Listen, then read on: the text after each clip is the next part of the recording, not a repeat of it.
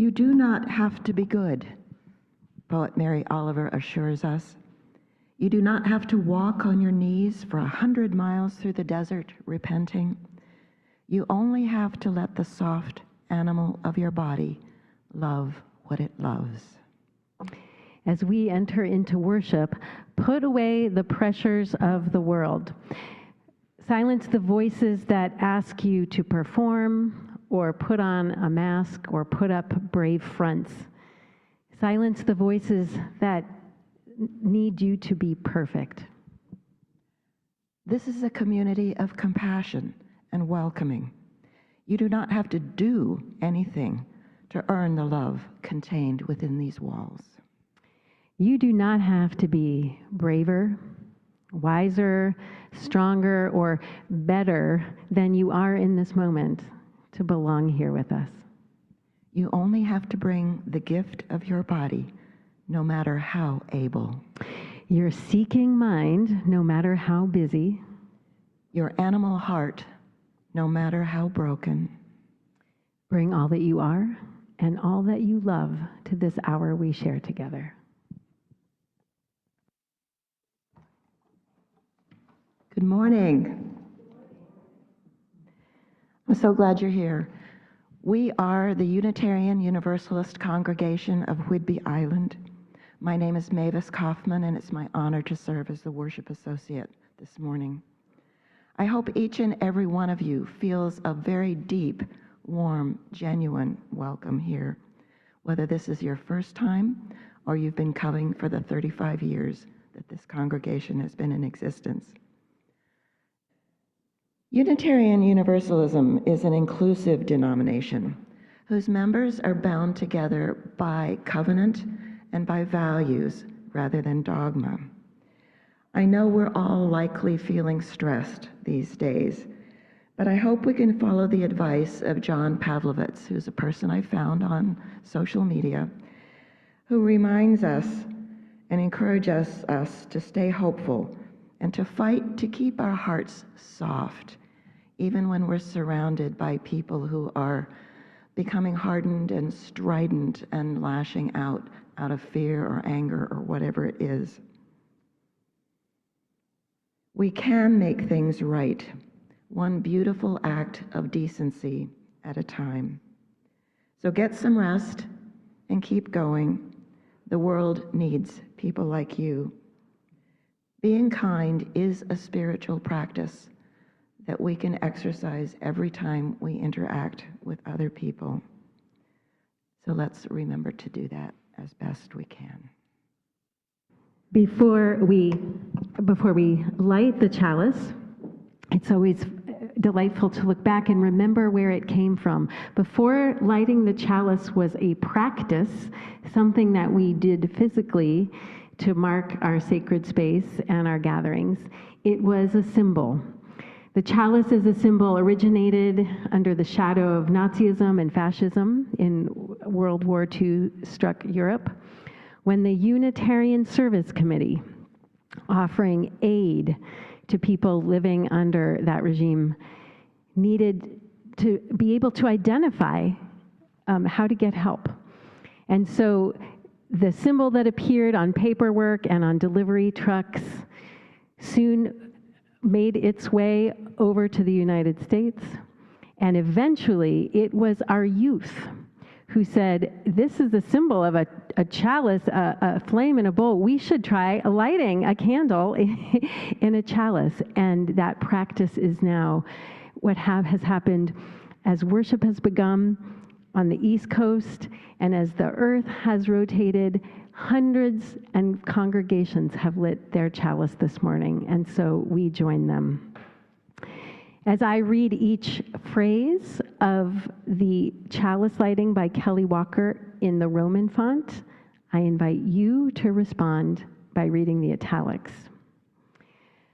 Lighting this chalice, we feel its strength. Lighting this chalice, we feel its warmth. Together we are radiant. Lighting this chalice, we feel its clarity. Together we are wise.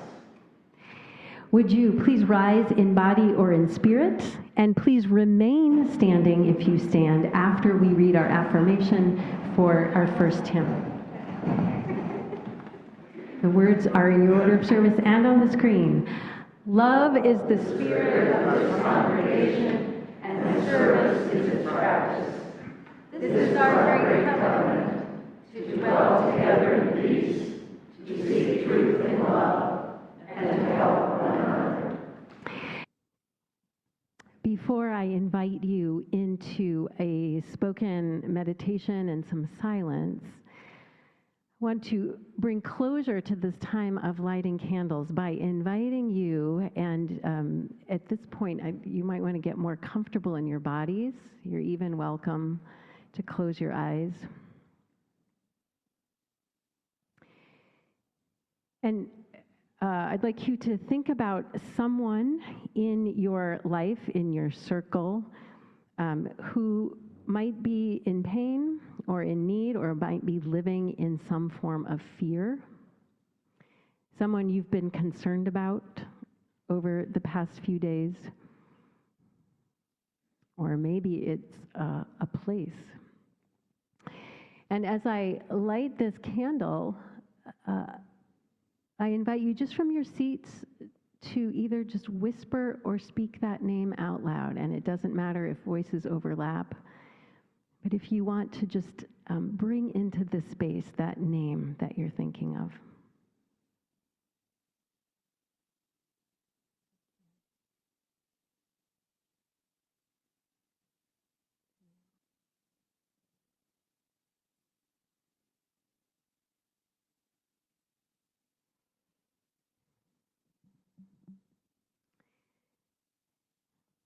So may our love that is contained in these walls find their way to the people and places we're thinking of. I'm going to invite you into a practice now, a practice I've modified. It's called the Examen. It was developed by St. Ignatius of Loyola. And there will be some times of silence, and I want to say if you don't want to come on this journey, I invite you to just sit and be at one with your breath and your beating heart. But I'll guide you through this, and you are welcome to close your eyes. And this practice begins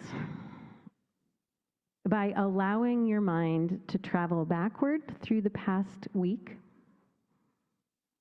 in no particular order, and remembering where you went, what you did, and the encounters you've had, the experiences you've had.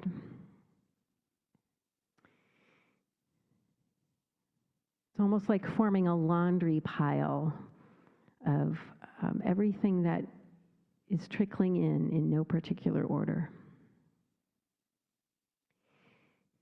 And now this is just for yourself, so in your heart, you are silently going to think of a few moments or interactions when you felt connected.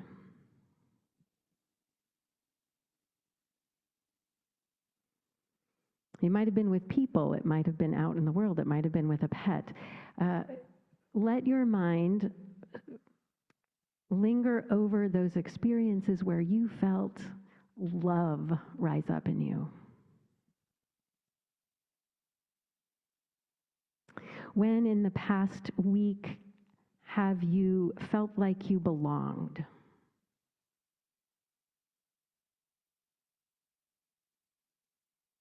And again, your mind might be hopscotching back and forth, as I also invite you to remember moments where it was so easy to feel generous,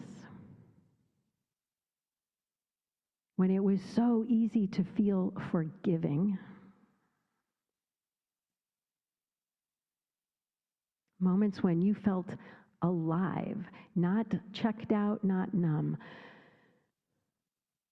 But somewhere in the past week, there have been moments, we hope, where you felt just alive with affection for life.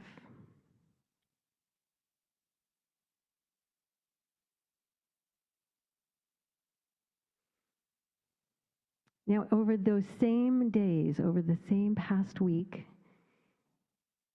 there have been moments that were not moments of connection. And so the invitation, as St. Ignatius of Loyola extends it, is with no shame and with no guilt, because those are obstacles to feeling compassion for yourself.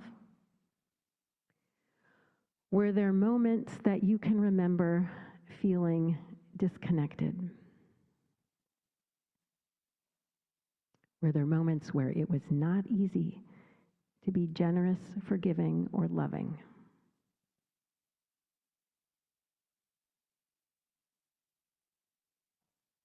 Were there things that you might have said or done that you wish you had not said or done?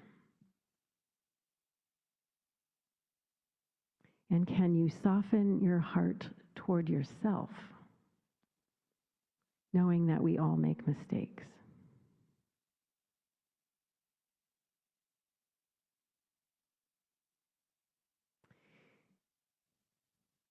Often,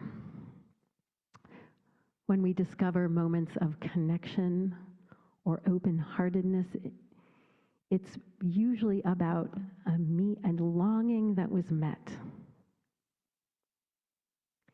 And often when we experience the pain of a moment of disconnect or isolation or being pushed away or feeling our heart shut down, sometimes it's about a need that could not be met.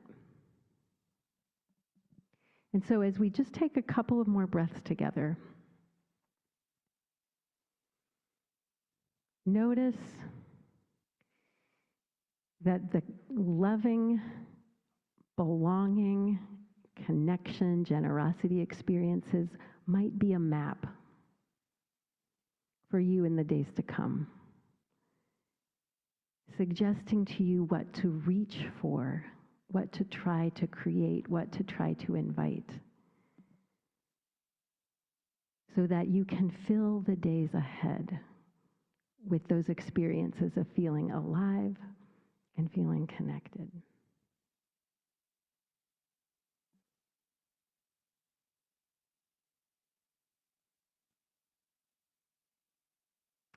And as you make those decisions and place those hopes for yourself,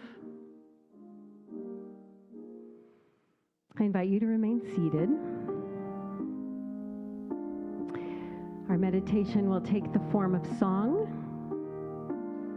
There's one verse in your order of service, words you might never have sung before.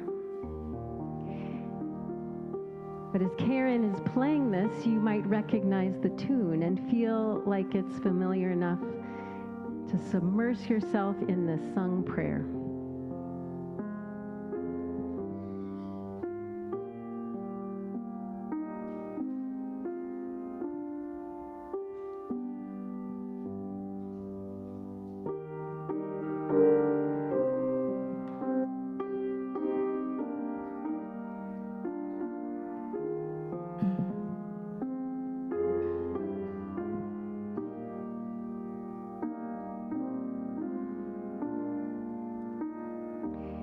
Let's sing together.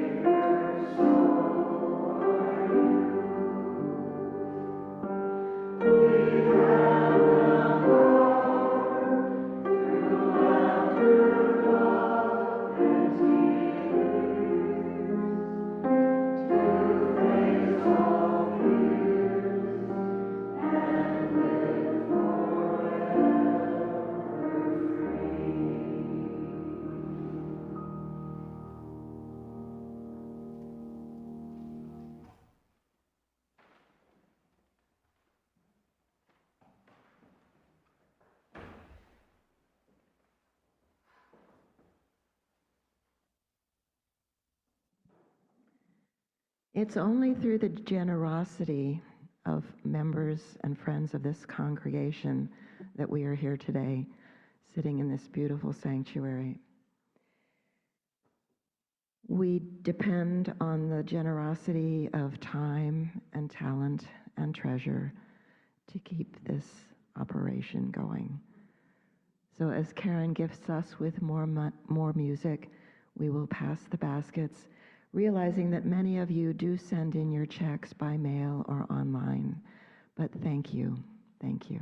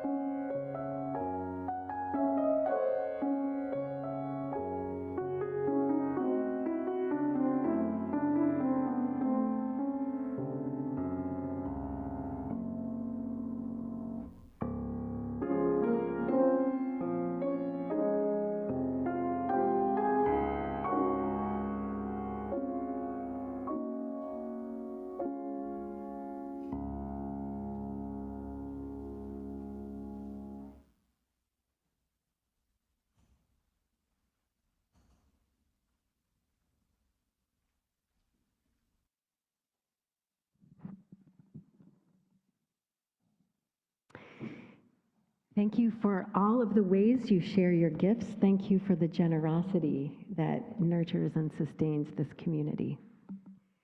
And am I okay to use this one? Thanks, Tom. I appreciate that. Good morning again. I was on your Zoom screen a few months ago, and it's such a treat to be here in person and to have worked with Mavis as your ambassador. Thank you again for your welcome.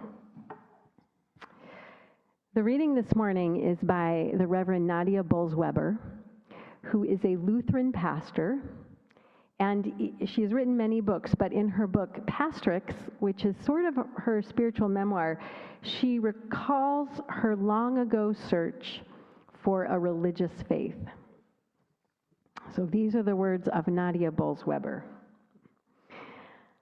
I spent several months trying like hell to be a Unitarian. Quakerism didn't work for me. Wicca was great, but I always felt like I was just visiting. So I hoped Unitarianism would be just right.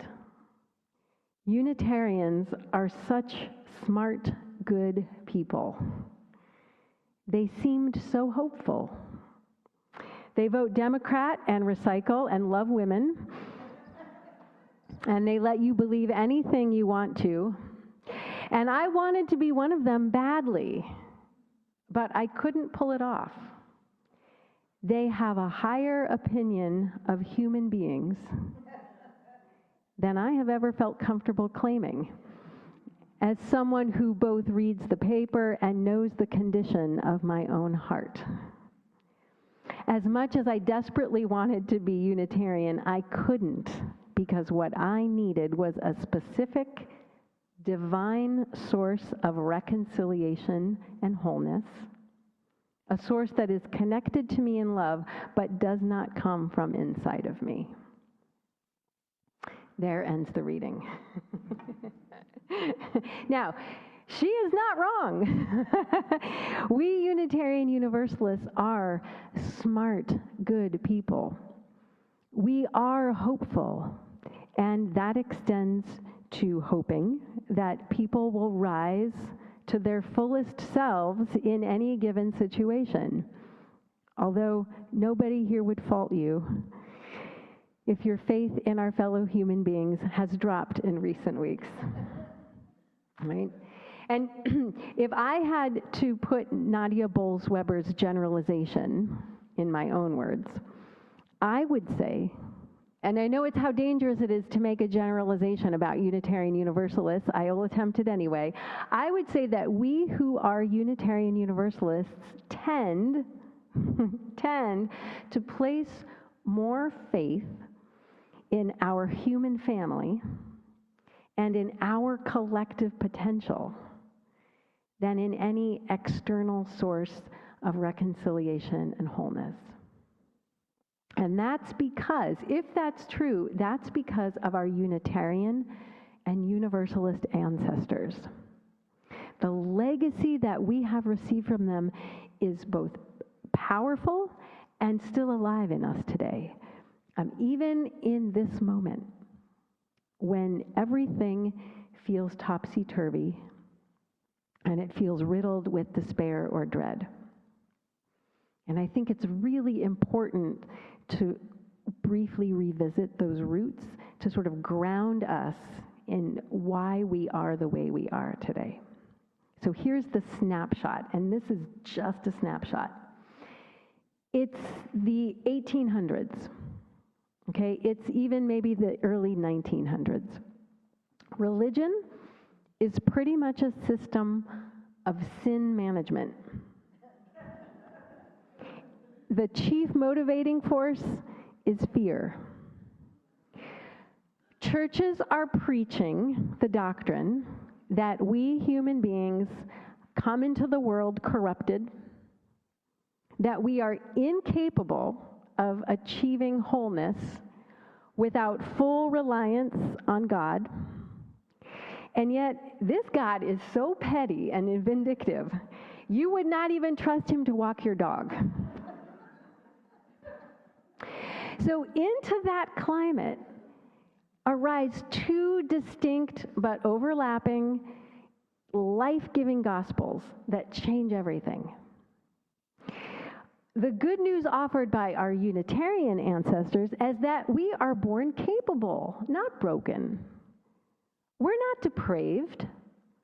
We're here to grow in wholeness and goodness. And in fact, we humans are such good, capable creatures that our powers of reason and critical thinking can overcome evil in the world. Meanwhile, our Universalist ancestors are counteracting that fear and hellfire with their own good news. We human beings are wholly beloved and worthy of mercy. This God, the Universalist God, is loving and forgiving, and this God does not give up on anyone, never gives up on finding ways to reveal the presence of love in our lives. And so, we can't give up on anyone. Instead of being motivated by the someday gamble of getting into heaven, or the fear that we won't, Universalists are fueled by the vision of all of us thriving in this world now because we are capable of making that happen. Right? So that is where we come from. That is who we are. It's why we are the way we are. And whether you knew it or not, that's what you became part of when you chose, if you did choose, to become a Unitarian Universalist. So here now, at the 21st century end of that through line, right, those two strands got woven together, and moving through time, we now hold the end, and we are motivated by a hopeful love. And as you use, we keep finding new expressions of faith in human agency. That's a lot. That's a gift. It's amazing. And when I say new expressions, I even mean in our polity and governance. I mean the Article 2 revisions, which names 6 of new primary values, and at the center is what? Love. Oh, you know about JetPig. That's wonderful. So when I consider this moment, when I consider this post-election moment, and can you believe it's only been, 12 days? Is that right? Something, 14 days, 15 days? Can you believe that? When I consider this moment and what's coming, I wanted to say that if I were to remain silent about what's ahead, it would feel dishonest to me. So I hope it's okay to say that many of us are bracing for what is approaching. The brokenness, the loss of freedoms, the stripping away of a sense of safety and acceptance, fear about the great suffering that will occur. Taken as a sum, these forces threaten to divide people from one another, and the effect of that is it will leave people feeling lonely and powerless, which is the very forces that Unitarianism and Universalism arose in response to. So as all of that rushes toward us, I hold fast to two things. I hold fast to the urgency of our good news that out of love for the world and love for one another, we unfold our life-giving powers toward love. And our imperative to put love into action in the service of liberation for all. Right. Now, those are some big old abstract ideas. And so I've been thinking about relational practices to give us handholds to do that. It's easy to say put love into action, right? That's a big thought. But I'm interested in relational practices. Relational, because Unitarian Universalism is a relational tradition. We're a covenantal faith. Being in right relationship is our oldest spiritual practice. That one goes back to 1648, but I don't have time to do that history lesson. So instead, I will ask, how do we equip ourselves to put love in action? I'm going to suggest 3 pairs of practices, so 6 in total. One pair of practices is about our relationship to self. The second pair of practices is about faithfully cultivating our relationship in the world around us, with the world around us. And the third pair is about our relationships in beloved community. Okay, so let's begin with self. The practices for self are to attend to self-regulation and to deepen spiritual practice. So I'll take these one at a time. Self-regulation. It is evident for those of us who cherish values like acceptance and diversity and interdependence that the chaos and cruelty we have gotten a glimpse of are only going to escalate. Our lizard brains are primed to gobble that up and to hit the red alert button in our body systems, right? Our bodies are going into alert. But we cannot make good choices. We can't channel our wisest selves if we get suspended in that high alert system. And I know that when my nervous system is activated, hyperactivated, I'm absolutely ineffective at being present with other people or taking care of other people. So learning how to soothe and calm our primal survival systems is a liberatory practice, right? I mean, it sounds like I'm giving you medical advice, but this is about keeping ourselves whole. Self-regulation creates more openness in our breath, in our headspace, and in our hearts. And it's not just practice too. It's not just our bodies and our minds that function better in a state of ease. Our spirits need regular tending.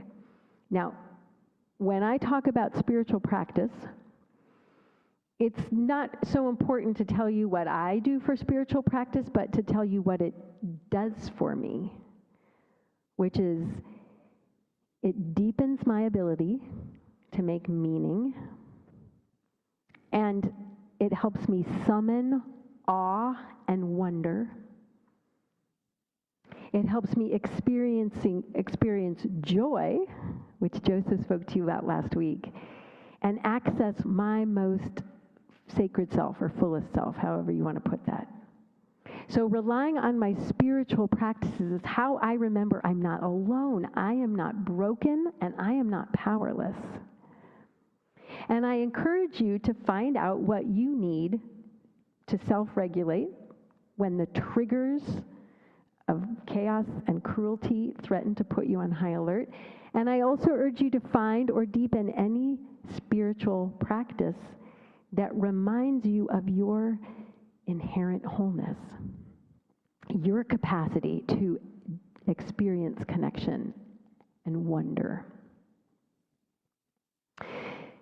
The liberatory practices, the next ones, are about our relationship to the world. And those are to bear witness to pain and to interrupt harm. Now, pain, suffering.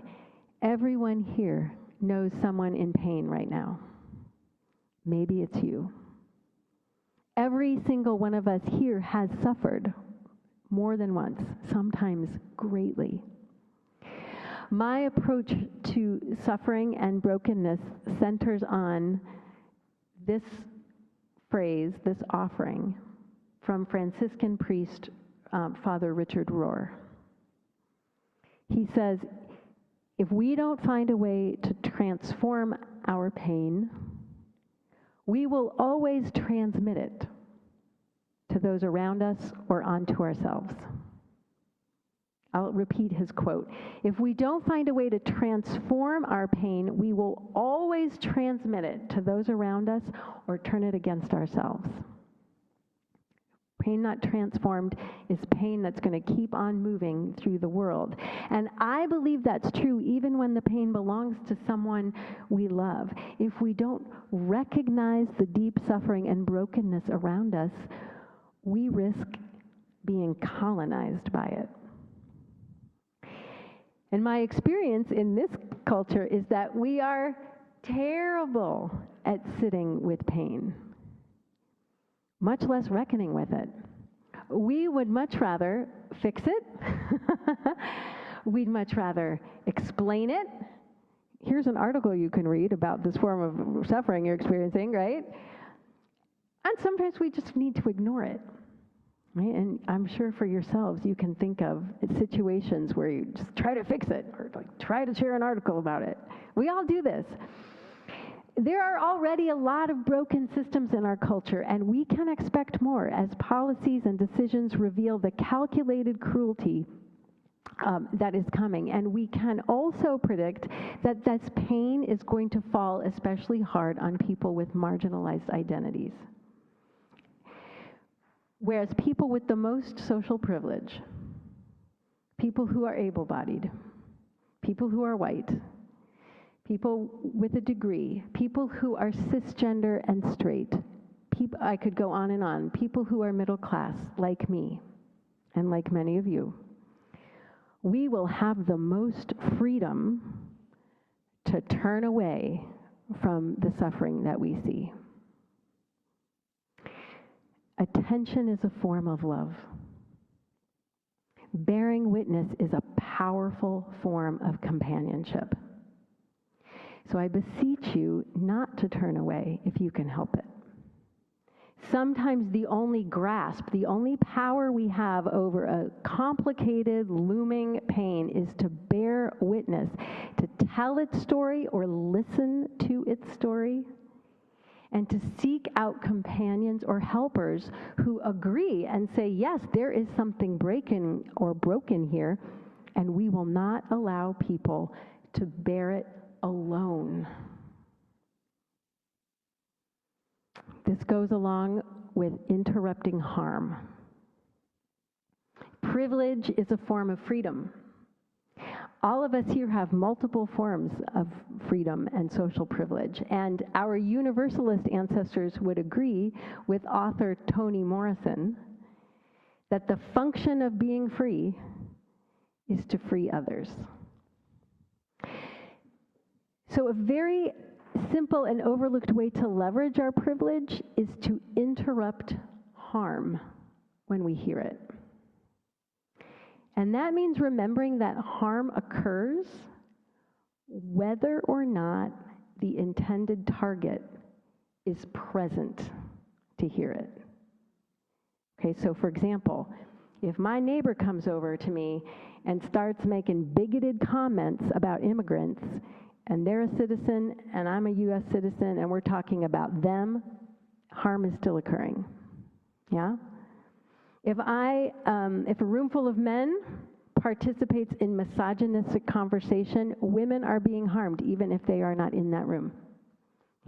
If I'm on carpool duty for a bunch of cisgender teenagers and in the back I start hearing them make fun of trans people, harm is occurring because in all of these examples, silence normalizes this as acceptable.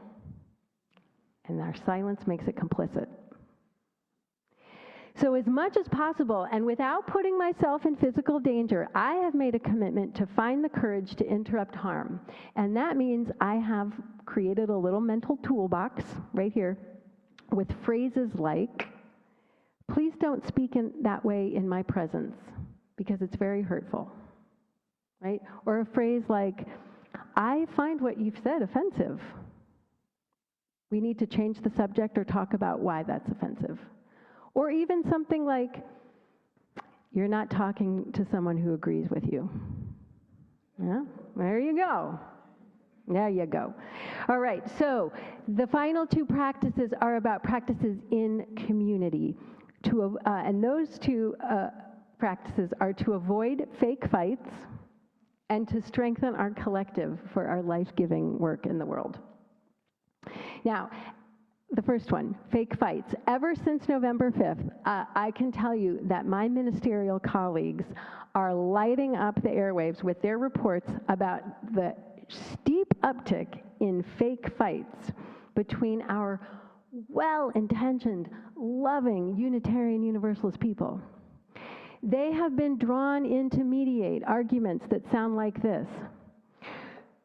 The front page of our website is so confusing, we need to redesign it right now. Or a fight that sounds like, I'm so angry that every year the Christmas tree has gone against this wall, and this year you're moving it to that wall? Or the fight sound like, we should not be making so many pots of coffee on Sunday morning. Also, the coffee is terrible. Also, I don't like the creamer. There are at least 20 more examples, and it's funny. but it's not funny at all, that these arguments are surging, coming to the surface, just as we are being plunged into dread and fury and panic. It's what happens when we human beings need to relocate our fear or anger from what we cannot control onto something that we think we can control, like what kind of creamer we're using and exactly where the Christmas tree will go. For as long as two or more have gathered in the name of Spirit, says my colleague, Reverend Nancy Ladd, those two or more have fought some fake fights. But the real conversations are waiting. Just beneath the surface of the fake fight is the actual encounter, soul to soul and hand to hand, in which change is possible. We need to have the real conversations, the hard ones, the ones that require us to keep showing up. And we need to do it with forgiveness. So avoid fake fights is what I'm saying. In this morning's reading, Reverend Nadia Bolz-Weber admits to her longing for something that she thought Unitarianism, Universalism, does not offer. She was looking for a divine source that is connected to me in love but does not come from inside me. For me, that source, that which is larger than I am, wiser than I am, more compassionate than I am, braver than I am, that's collective. For me, that's us.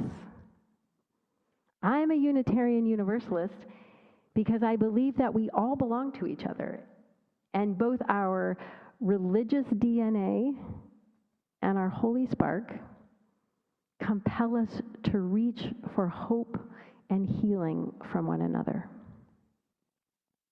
So I believe that our purpose here on this earth is to claim one another one by one from disconnection, from loneliness, from indifference. And that begins with beloved community, which is a practice. It's a choice. You coming here, you being part of this community is a choice. It means showing up, not because you think you might get something, not only because you think you might get something out of it, but because you know other people might rely on your presence and take comfort from it. Do not underestimate the connective power and the gravitational force that a single beloved community can generate. I like to end my sermons in the spirit of prayer. If that word doesn't work for you, I like to end my sermons by offering up to the mystery all of the tangled wonderings and confessions of our heart. So I ask you to join me in the spirit of prayer as we breathe together.